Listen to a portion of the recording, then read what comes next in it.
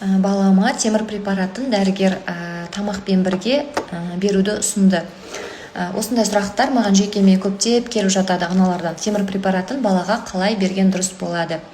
Ең дұрысы, темір препараты баланың ағзасына жақсы сіңу үшін тамаққа дейін 1 сағат бұрын немесе тамақтан кейін 1,5-2 сағаттан кейін берген дұрыс болады.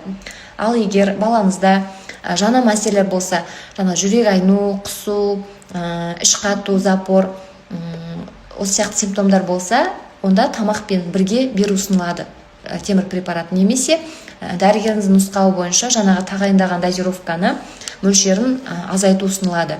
Бірақ осылай беріп бастаған кезде бұл темір препаратының сіңу тиімділігін азайтады. Себебі ол тамақпен бірге бергендіктен жаңағы ағзаға сіңу төменділігі темір препаратының төмен болады.